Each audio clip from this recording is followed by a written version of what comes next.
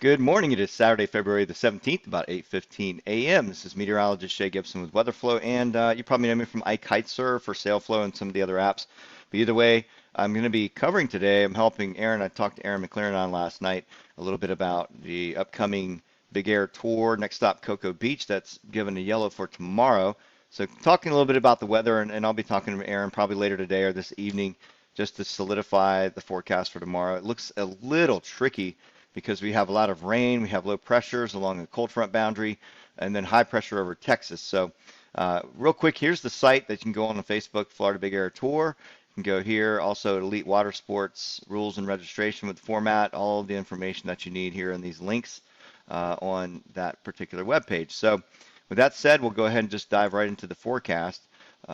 Basically, what we're going to have is high pressure over Texas. Now, this is at 1,030 millibars right now, but it is expected to weaken as it gradually goes off towards the southwestern Texas portion, right?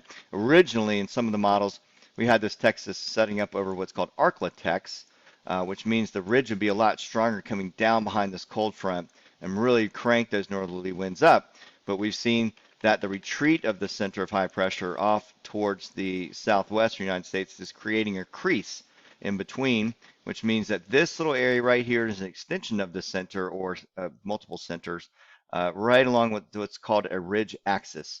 So along this ridge axis is where the high pressure is making its way known and nosing out over the Carolinas. What does that mean for us? Well, if you're down in Cocoa Beach area, tonight you see that northerly flow start to bite down, already seeing it on some levels.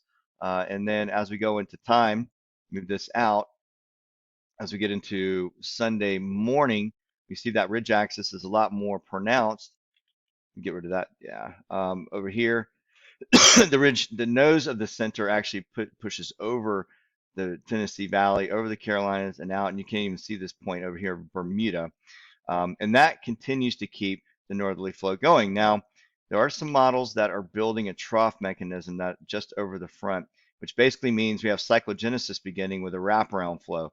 That is why some of the high resolution models are starting to pick up on the winds again. We saw it flatten out a little bit last night all over the place. Now we're seeing the winds come up. And so that's going to be the big question is, do we get cyclogenesis off the coast, wraparound flow conjoining with this high pressure coming down over the area? It creates what's called a steepened pressure gradient. And can we get enough of that to send a really good amount of wind down across the eastern side of Florida? That has to be the case, yet to be proven. I think even as we get into Sunday, late afternoon, the evening, that low does develop. I think maybe not quite as strong. We're talking 1,008 millibars. It's not looking like a really strong coastal low enough to really steepen the pressure gradient a lot. So if we look right now, we see the northerly fetch already making its way down below or above the cold front, and this is in miles per hour. So we'll actually, I need to flip this to knots. Let's go to here. Let's go to settings. Knots. I had it up on another app, SailFlow, earlier, in miles per hour was kind of showing a few things.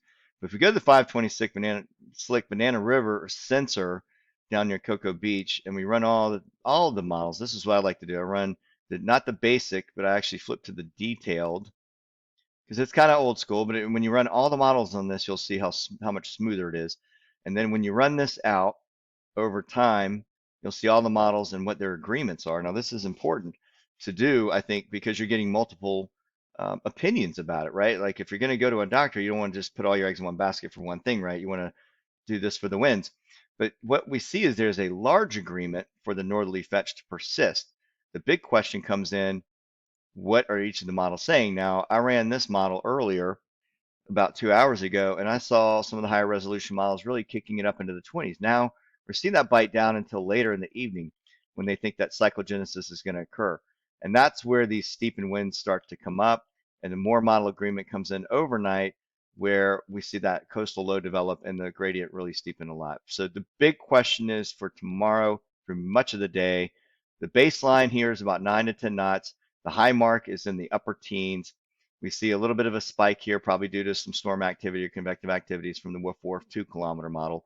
But the median is going to be in the mid-teens, I'd say 14 to 18 knot ranges for much of the day until we get late afternoon. We may see a little bit of a spike.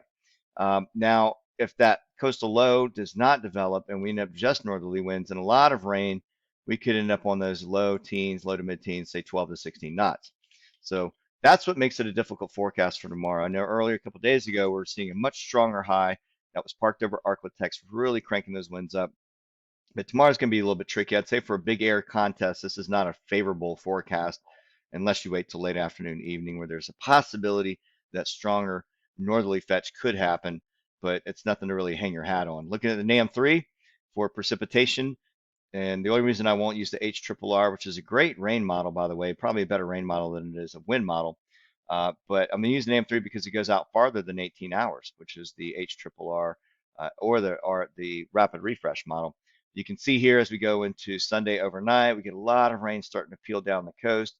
This is as we get into about 9 o'clock. We got a minus. When you look at the timing, if you're looking at tropical tidbits, you look at the time of the day, that is not Eastern time, that is UTC time. You always have to remember that because you have to consider 4 hours or 5 hours difference in the winter and 4 hours as we get into the spring. So just keep that in mind. This is for about 9 o'clock a.m. We go into the day, we're looking at 11 o'clock a.m., so on and so forth as we go forward in time. Just a really widespread amount of showers. No thunderstorms expected because of the cool air pooling. But you can see here where that offshore low starts to develop, where the winds probably will pick up, and that's overnight, Sunday night into Monday morning. So with that said in mind, that makes it a rather difficult forecast. Now, Aaron, like I said, I'll talk to you later about this, but just know that it is a tough one, and everything kind of awaits to see what's going to happen with that low, and the high pressure over Texas may not be of much help with the ridge axis extending out.